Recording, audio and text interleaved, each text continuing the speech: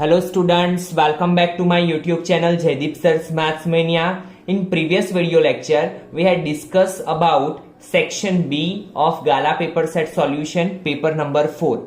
Now, today I will discuss section C of Gala paper solution, paper number 4. See, what is question number 37? Form a quadratic polynomial whose zeros are 3 plus root 2 and 3 minus root 2. C student, ये अलग ही question है तो अच्छे से ध्यान देना, क्योंकि हमें जो अभी तक क्वेश्चंस दिए होते थे या टेक्स्ट बुक में जो क्वेश्चंस थे उसमें हमें क्या देते थे, sum of zeros and product of zeros.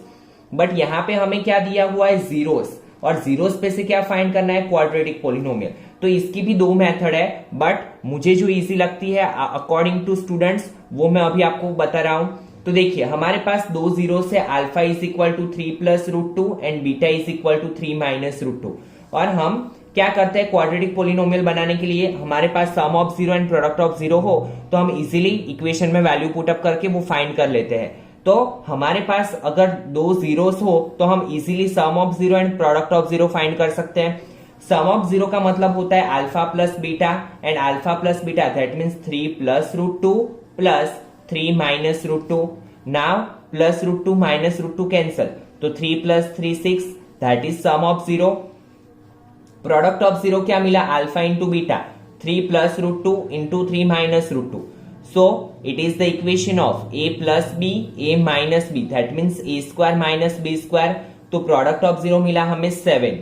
Now we know that कि अगर हमारे पास सम ऑफ जीरो हो एंड प्रोडक्ट ऑफ जीरो हो तो हम इजीली क्वाड्रेटिक पोलिनोमियल फाइंड कर सकते हैं। क्या है formula, x square minus alpha plus beta into x plus alpha into beta, where alpha plus beta is sum of 0 that is 6, तो x square minus 6x plus alpha into beta is a product of 0 that is 7, तो x square minus 6x plus 7 is equal to 0 is required quadratic polynomial. Now question number 38, find the zeros of quadratic polynomial x square minus 13x plus 40 and verify the relationship between the zeros and coefficient of the polynomial.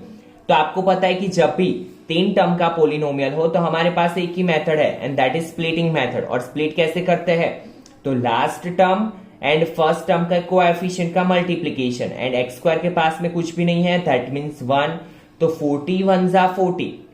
Now we have to find two factors whose multiplication is 40 and addition और subtraction कितना होना चाहिए, 13। तो क्या मिलेंगे, 8 5 जा 40 and 8 plus 5 कितना होगा, 13। तो यहां पे वैल्यू पुट अप कर दी। फिर मैंने आपको बोला है कि हम बिगर डिजिट को ऑलवेज कौन सा साइन देंगे, मिडल टर्म का साइन देंगे, सो माइनस का साइन दे दिया। नाउ यू नो दैट कि माइनस में माइनस करेंगे तो ही यहाँ पे हमें 13 मिलेगा। So x square minus 8x minus 5x plus 40, make a pair of two terms. फिर आपको मिलेंगे x is equal to 8, x is equal to 5, and then after पता है आपको सम ऑफ जीरो का इक्वेशन है minus b upon a and product of zero का equation है सी अपॉन ए। इक्वेशन में वैल्यू पुट अप की and we will get our answer. Solve the pair of linear equation 3x plus 2y is equal to 20 and 5x minus 3y is equal to 5 by the method of substitution. यहाँ पे क्या बोला है हमें, substitution method. तो substitution method में हम क्या करते हैं, पहले दोनों इक्वेशन को इक्वेशन नंबर 1 इक्वेशन नंबर 2 दे दिया। नाउ आपको पता है क्या करना है, दोनों में से कोई भी एक इक्वेशन में से हमें कोई भी एक वेरिएबल की या तो फिर x या तो फिर y की वैल्यू बनानी है। ठीक है, दैट मींस x और y को सिर्फ लेफ्ट हैंड साइड पे रखना है, बाकी का सब राइट हैंड साइड पे जाएगा। तो यहाँ पे हमने क्या किया, फर्स्ट इक्वेशन का यूज किया, 3x plus 2y is equal to 22। Now ये 3x को हम इस साइड लेके गए, so it become 2y is equal to 22 minus 3x। y के साथ 2 किस में है, मल्टीप्लीकेशन में, तो 2 कहां पे जाएगा, डिवीजन में, तो y की वैल्यू बनी 22 minus 3x upon 2। Now first में से हमें y की वैल्यू बनाई तो ये वैल्यू किस में रखेंगे हम, सेकेंड इक्वेशन में। तो सेकेंड इक्वेशन में वैल्यू पुट अप की 5x माइनस 3, y की जगह पे क्या रखेंगे हम, 22 minus 3x upon 2, and after simplification we will get answer x is equal to 4। और अगर आपको सिंप्लीफिकेशन में प्रॉब्लम पड़ रहा है तो you can put a comment, so in next video lecture I will also explain कि सिंप्लीफिकेशन कैसे करना है। Now see question number 40. A 2-digit number is 4 times the sum and 3 times the product of its digit. Find the number. तो जब भी 2 digit की बात आए नंबर की तो हम क्या करेंगे, एक तो करेंगे suppose 1 digit be x and 10 digit be y.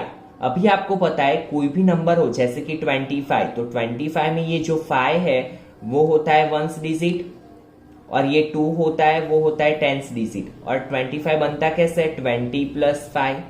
ठीक है, तो इसकी जो प्लेस वैल्यू होती है वो क्या होती है 20. कैसे हुआ, तो 2 मल्टीप्लाई 10. तो यहां पे हमारा ओरिजिनल नंबर कैसे बनेगा, तो 1 digit x plus 10 into Y, क्योंकि y क्या है 10 डिजिट, तो 10 डिजिट के साथ क्या मल्टीप्लाई होगा 10. तो हमारा ओरिजिनल नंबर बना x plus 10y. Now equation बनाएंगे तो क्या बोला है 4 times the sum of its digit. तो जो नंबर है वो क्या है 4 टाइम्स है. तो ऑलवेज याद रखना है किससे, सम ऑफ डिजिट से. तो ऑलवेज याद रखना है जो 4 टाइम्स है उसकी ऑपोजिट साइड हम 4 से मल्टीप्लाई करेंगे. नंबर 4 टाइम्स है तो हम 4 से मल्टीप्लाई कौन सी साइड करेंगे, राइट हैंड साइड पे. ठीक है, नाउ ये 4 का मल्टीप्लीकेशन x के साथ भी होगा y के साथ भी होगा. And after simplification you will get answer x is equal to 2y. Give equation number 1. फिर क्या बोला है 3 times the product of its digit. 3 product of digit क्या होगा xy. x की वैल्यू क्या मिली 2y. ठीक है, तो x plus 10y is equal to 3xy. तो 10y as it is, x की जगह पे 2y रखा is equal to 3y into x की जगह पे अगेन मैंने क्या रखा 2y. तो it become 12y is equal to 6y square. तो y की वैल्यू मिली 2. y की वैल्यू मिली 2, उसको हमने रखा फर्स्ट इक्वेशन में. तो x की वैल्यू मिलेगी 4. तो x इज इक्वल टू 4. तो नंबर क्या होगा 24. अगर आप x एंड y की वैल्यू इसमें रखोगे तो आपको नंबर कौन सा मिलेगा 24. Now question number 41.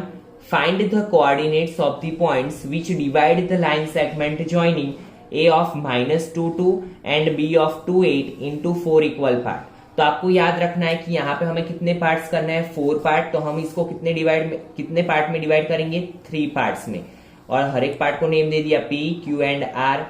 Now from figure, ये आप सेक्शन फॉर्मूला से भी कर सकते हो, मिड पॉइंट फॉर्मूला से भी कर सकते हो. ठीक है, अभी देखो इजी क्या है मिड पॉइंट फॉर्मूला. तो हम यहाँ पे मिड पॉइंट फॉर्मूला यूज करेंगे. कैसे, Q क्या है ए बी का मिड पॉइंट. तो यहाँ पे लिखेंगे as we know that Q is a mid point of A B. तो Q of X Y is equal to x1 plus x2 by 2 y1 plus y2 by 2. ठीक है, तो Q की वैल्यू मिल जाएगी. नाउ Q की value मिलने के बाद हम फिगर पे से क्लियरली बोल सकते हैं कि P is a mid point of A and Q. तो हमें P की वैल्यू मिलेगी. P की वैल्यू मिलने के बाद हम बोल सकते हैं कि R is a mid point of Q and B. ठीक है, तो हमें इस पे से किसकी वैल्यू मिलेगी, R की भी वैल्यू मिल जाएगी. तो बहुत ही सिंपल सा क्वेश्चन है. तो जब भी 4 पार्ट्स की बात हो तो हम क्या करेंगे मिड पॉइंट फॉर्मूला ही यूज करेंगे. Now question number 42. Find the ratio in which the y axis divide the line segment joining a of -4 2 and b of 3 9. Also find the coordinates of the point of division. क्या बताया हमें a of -4 2 b of 3 9. और P के points क्या है 0 and Y, क्योंकि point कहां पे लाई कर रहा है Y एक्सिस पे. और पॉइंट अगर Y एक्सिस पे है तो इसका x कोऑर्डिनेट क्या होगा 0 एंड Y को हमने Y मान लिया.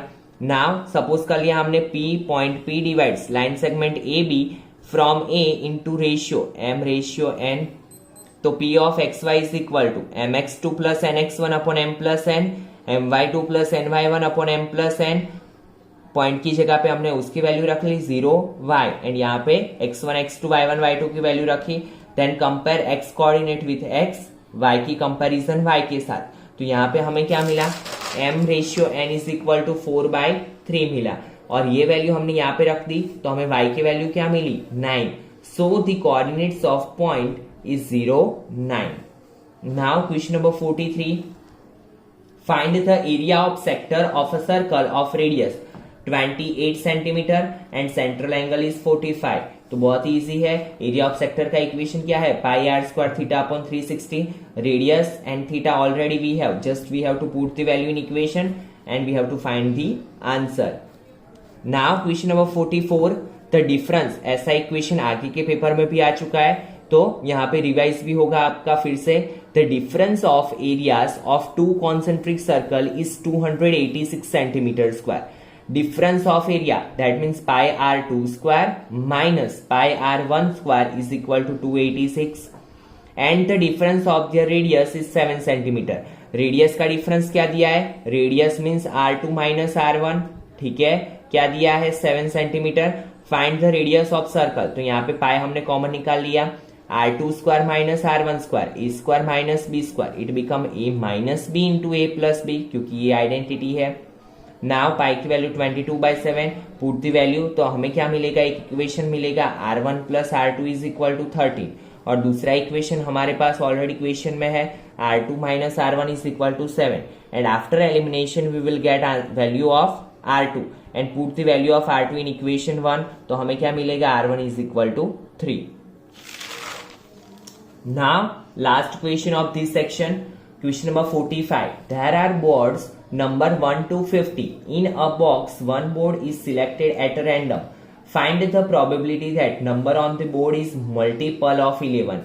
तो हमें क्या करना है, 1 to 50 में इतनी वैल्यू चेक करनी है जो 11 से डिविजिबल हो। तो अगर हम 11 का टेबल याद करेंगे तो पता चल जाएगा कि 11 1 से 11, 11 2 सा 22, 11 3 सा 33, 11 4 सा 44, and 11 5 सा 55, and that is the bigger value, ठीक है। तो हम ये नहीं ले सकते, तो हमें कितनी वैल्यूज लेनी है, 1 2 3 एंड 4, ओनली 4 वैल्यूज, तो 4/50, तो P of A is equal to क्या आएगा आंसर, 2/25। नाउ इवेंट B क्या है, अ प्राइम नंबर, तो प्राइम नंबर आपको पता है कि कौन से नंबर होते हैं जो सिर्फ खुद के टेबल में ही आते हैं, उसके अलावा कोई भी टेबल में ना आते हो। तो 1 to 50 में कितने प्राइम नंबर्स है, 15, लाइक 2 3 5 7 11 13, वैसे आपको कितने मिलेंगे 50 तक, 15, ठीक है, तो 15/50। Now event C, probability that the number on the board is a multiple of 10, 10 के मल्टीपल हो तो कितने होंगे, 10 5 सा 50, ठीक है, दैट मीन्स 5 नंबर, क्योंकि 10 6 सा that is bigger value than 50, तो क्या होगा 5/50, तो 5 10 सा 50, तो आंसर क्या आया 1/10, ठीक है। तो इसी के साथ स्टूडेंट आपका सेक्शन सी कंप्लीट हुआ, पेपर नंबर 4 का। In next video lecture we will discuss section D. अगर आपको यहाँ पे कोई क्वेश्चन में प्रॉब्लम हो रहा हो तो मैंने हर एक चैप्टर का वीडियो बनाया हुआ है, हर एक चैप्टर की हर एक एक्सरसाइज की वीडियोस बनाए हुए हैं, तो उसमें आप देख सकते हो, उसमें मैंने अच्छे से एक्सप्लेन किया हुआ है, ठीक है। और फिर भी अगर आपको कुछ डाउट लग रहा है तो आप कमेंट सेक्शन में कमेंट भी डाल सकते हो, और अगर आपको वीडियो पसंद आता है तो उसे लाइक करना बिल्कुल भी ना भूले स्टूडेंट्स। चलिए मिलते हैं नेक्स्ट लेक्चर में। Thank you students.